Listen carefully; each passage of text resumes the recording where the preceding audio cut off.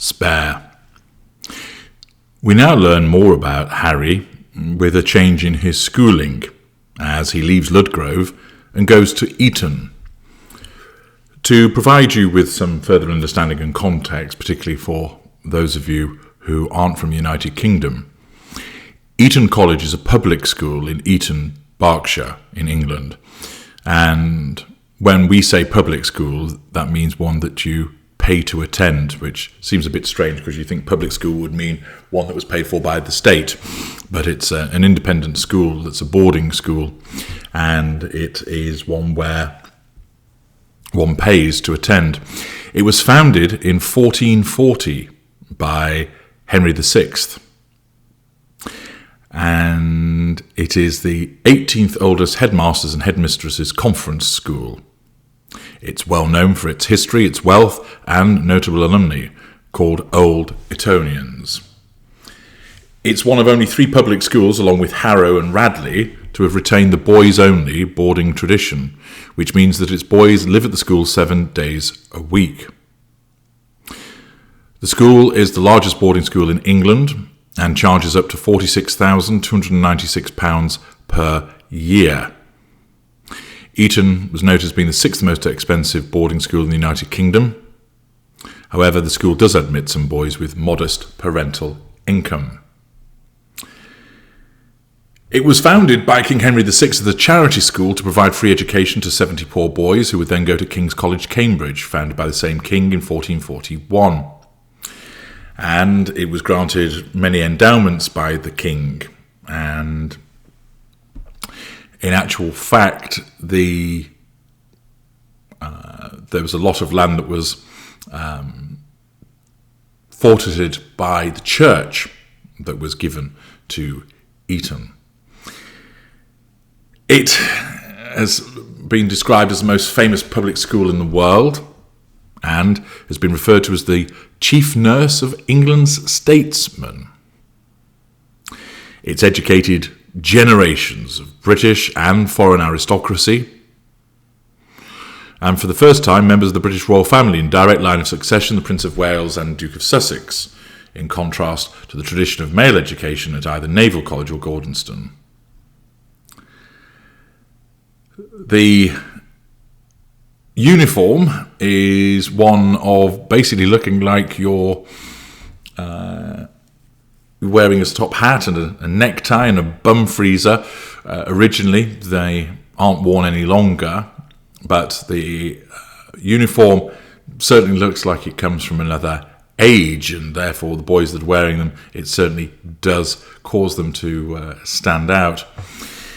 Just to give you an idea of some of the people that have been there in terms of famous people.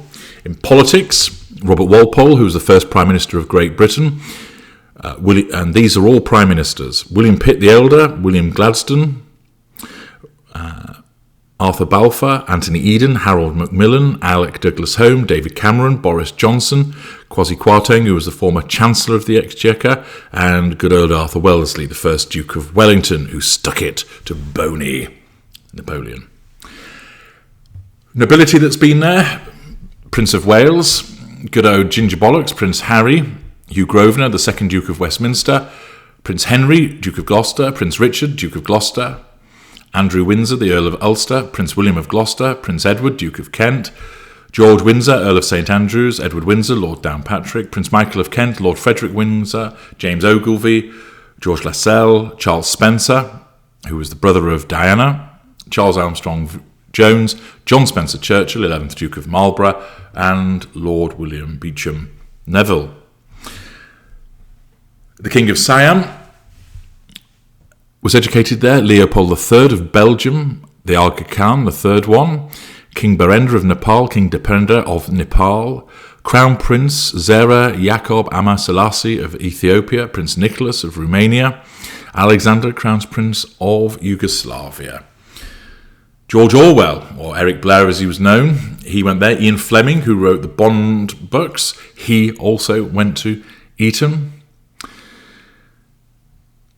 Famous journalists include Nicholas Coleridge, Julian Haviland, Ludovic Kennedy, David Schuckman, actors that went there. Jeremy Brett, he played Sherlock Holmes, notably so. Tom Hiddleston went to Eton. Hugh Laurie, Damian Lewis, Ian Ogilvy, Eddie Redmayne, just some of the Dominic West, some of the individuals that you may have heard of. And lots of films and television programmes have been filmed there. Chariots of Fire, The Fourth Protocol, Inspector Morse, The Secret Garden, The Madness of King George, Shakespeare in Love, The English Game, Henry VIII and His Six Wives. So Eton, just to give you some context there, is very much part of the establishment of the United Kingdom and is particularly famous. Now, Harry, of course, continued his education there, and he explains that he joined Eton in early autumn of 1998, and he found it to be quite the shock. He explains a little bit about the history of it being founded by Henry VI, and of course then details some of the fact that 18 prime ministers have been there, 37 winners of the Victoria Cross, and basically it's a heaven for brilliant boys, as he described it. And therefore, and this is interesting, he says, heaven for brilliant boys, it could thus only be purgatory for one very unbrilliant boy. So he doesn't have a high opinion of himself. Now, you might think, well, is that Harry having a bit of a pity play? Quite possibly, but it does show that he doesn't have a high opinion of himself in terms of his achievements in sport, in academics, etc. That there's no boasting that would be typically accorded to certain individuals, of course, that would regard themselves as brilliant, even if they weren't, or if they were, they would bang on about it. And he then explains about how he attended his first French lesson, and it was conducted in rapid non-stop French. And he assumed that everybody was fluent, but he wasn't. So afterwards he went up to the teacher and said, look, I've been put in the wrong class. I can't follow what's going on. And therefore he was placed with the slower talkers. But then he would explain, this is all way over my head. And he was told, don't worry, it'll be okay, you'll be all right. And you've got your brother here as well. So it's interesting because Harry's painting a picture of him as a young boy that suffered the turbulence of his mother's death, and then off he goes to Eton, which he really doesn't appear to fit into.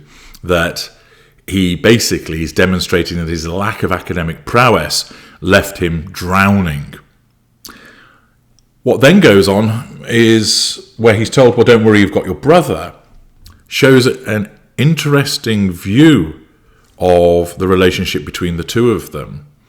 And he basically explains that for William, Eton had been a sanctuary because he hadn't got Harry there pestering him. And he explains that William didn't like the idea of them being seen as a package deal. Now, is that because William wants to forge his own path? Is it because he gets fed up of having to sort of babysit a younger brother? He doesn't say. But there's an interesting observation. Is this accurate? Would William say something different? We don't know, because William's likely to stay silent. But Harry does explain that William hated it when his mother used to dress them in matching outfits. And Harry said that he didn't really care about clothes, so he didn't particularly take any notice of that being the case. But basically, he explained that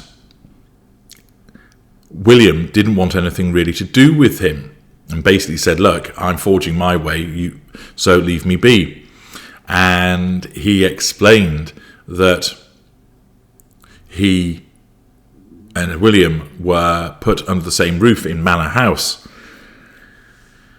But he was on the ground floor, and his brother was on the upstairs. But it is interesting, that recollection about saying that William didn't want anything really to do with him at school, which in a sense does stack up. And I think Harry may well be accurate here. And this isn't necessarily because William's being unkind. It's just quite simply, look, William is probably about 15 or 16. He's in those teenage years. He doesn't want an uncool younger brother hanging around him and pestering him while he's hanging out with his mates. So it's likely for those reasons as opposed to disliking his brother. And as we know, as they got older, we could see, until recently, at least a very strong bond between the two of them. Harry then continues by explaining that the other boys in Manor House were pretty indifferent towards him, and therefore he recognises that he'd scratched his way to the top of the pyramid at Ludgrove. He was going to have to do it again, but unfortunately without his best friend Henners, who was at a different school. Quite hilariously, Harry then admits, "I don't even know how to get dressed in the morning." Well, that won't really come as a surprise to anybody. And he then goes through the very formal clothing that has to be worn and explaining that he didn't really know how to put it all together. Apparently, the reason why those clothes are worn is because they were supposed to be in perpetual mourning for old Henry VI. And therefore,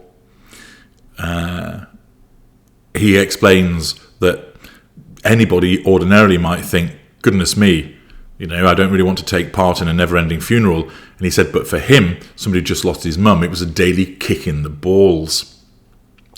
We then get taken through all of the problems he had with regard to getting dress, and also the new words and phrases that he had to learn, because classes became known as divs, teachers were beaks, cigarettes were tabbage, chambers were the mid-morning meeting of the beaks, where they discussed the students.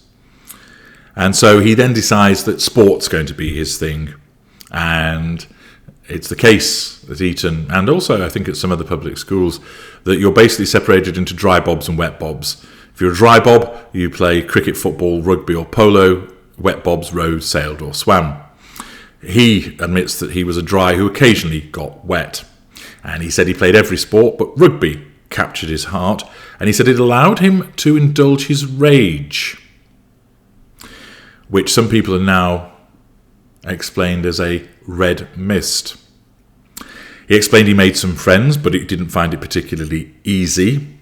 And he then explains that he had an armed bodyguard sleeping down the hall, and he had to carry an electronic tracker and panic alarm also. And sometimes he would bunk off for a McDonald's and a cigarette, or wander over to Windsor Castle golf course, knocking a ball around while having a beer.